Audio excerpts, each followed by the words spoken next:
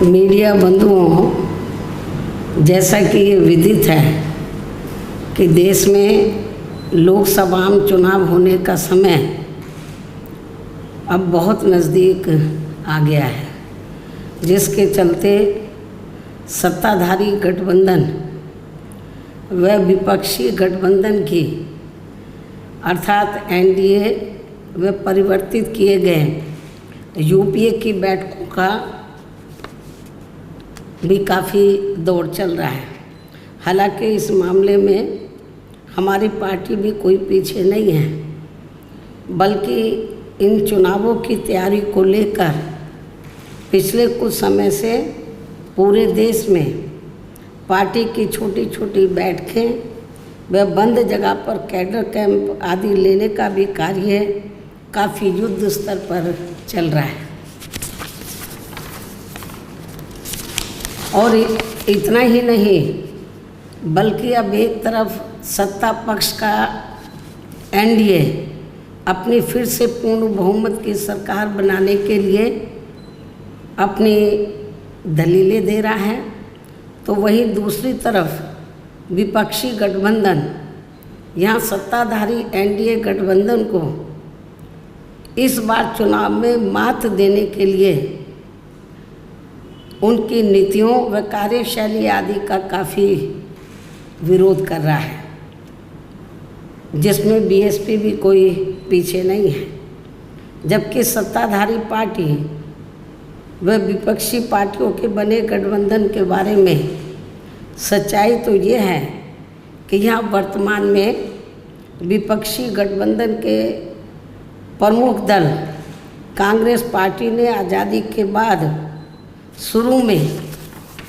केंद्र व अधिकांश राज्यों में भी अपने लंबे अरसे तक रहे शासनकाल के दौरान अपनी हीन व जातिवादी एवं पूंजीवादी मानसिकता को त्याग कर यदि देश व आम जनहित में तथा कमज़ोर वर्गों के हितों में भी पूरी ईमानदारी से कार्य किया होता और विशेषकर कमज़ोर वर्गों के हित व कल्याण के मामले में परम पूज्य बाबा साहब डॉक्टर भीमराव अंबेडकर की सलाह को भी मान लिया होता, तो फिर ना तो बाबा साहब को अपने कानूनी मंत्री पद से उस समय इस्तीफ़ा देना पड़ता तथा ना ही आगे चलकर कांग्रेस पार्टी को केंद्र व अधिकांश राज्यों की भी सत्ता से बाहर होना पड़ता तथा ना ही फिर कमज़ोर वर्गों के लोगों को मजबूरी में बीएसपी के नाम पर अपनी अलग से राजनीतिक पार्टी बनाने की ज़रूरत पड़ती। और अब ये कांग्रेस पार्टी अपनी जैसी जातिवादी व पूंजीवादी सोच रखने वाली पार्टियों के साथ गठबंधन करके फिर से केंद्र की सत्ता में आने के सपने देख रही है,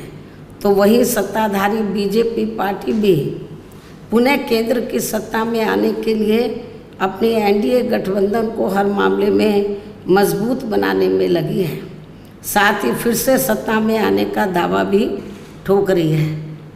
ये कह रही है कि इस बार बीजेपी और उनका गठबंधन 300 से ज़्यादा सीटें लाएगा, इसका भी दावा ठोक रही है, जिनकी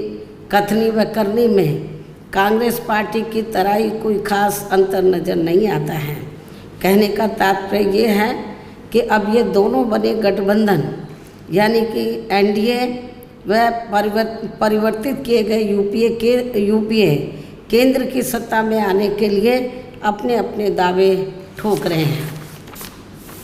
जबकि जनता को किए गए इनके वायदे व आश्वासन आदि सत्ता में बने रहने के दौरान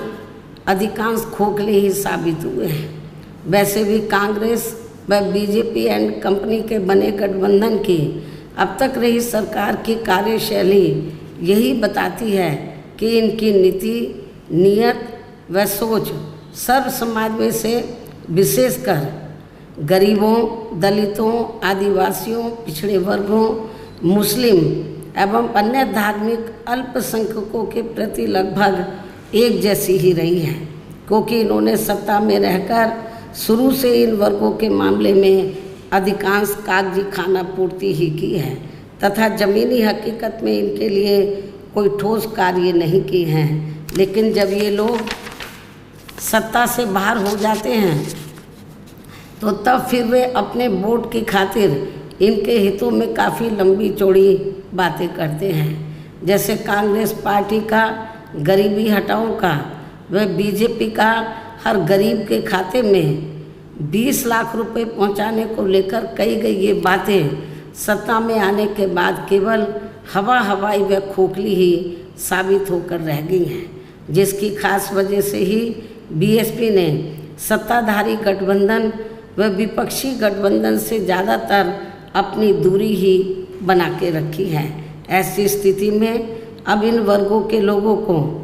यानी कि कमज़ोर वर्गों के लोगों को आपसी भाईचारे के आधार पर वे अपना अकेले ही मजबूत गठबंधन बना के या हर मामले में अपनी एकमात्र हितैषी रही पार्टी बीएसपी को ही मजबूती देनी है तथा जिससे फिर यहाँ कोई भी गठबंधन केंद्र व राज्यों की भी सत्ता में पूरी मजबूती के साथ आसीन ना हो सके तथा इसके स्थान पर फिर इनकी मजबूत नहीं बल्कि मजबूर सरकार ही बनेगी। हमारी पार्टी का ये पूरा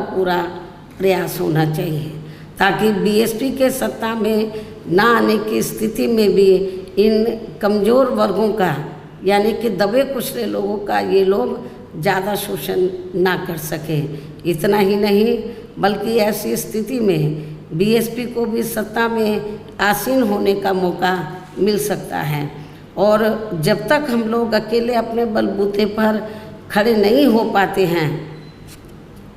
इसलिए इन सब बातों को ध्यान में रखकर अब बीएसपी को लोकसभा चुनाव में व इससे पहले राजस्थान, मध्य प्रदेश, छत्तीसगढ़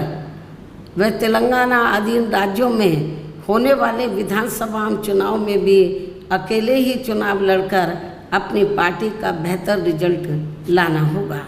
लेकिन बीएसपी पंजाब, हरियाणा आदि इन राज्यों में वहाँ की रीजनल पार्टियों के साथ मिलकर जरूर चुनाव लड़ सकती है, बशर्ते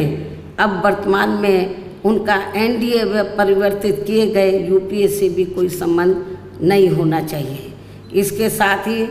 पार्टी के लोगों को हर स्तर पर सत्ताधारी गठबंधन व विपक्षी गठबंधन के सभी साम दाम दंड भेद आदि हथकंडों से भी जरूर सावधान रहना है। इसके अलावा यहाँ मैं ये भी कहना चाहूँगी कि देश में लगातार बढ़ रही कमर तोड़ महंगाई, अति गरीबी व बेरोजगारी आदि की इन गंभीर समस्याओं के प्रति केंद्र के उत्तरदायित्व को लेकर कल से शुरू हो रहे संसद के मानसून सत्र में जवाबदेही का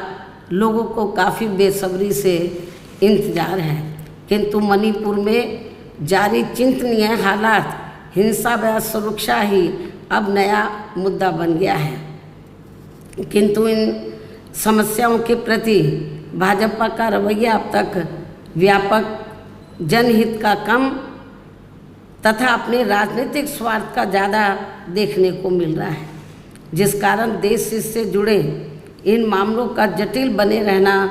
अति दुखद है। जबकि देश की प्रगति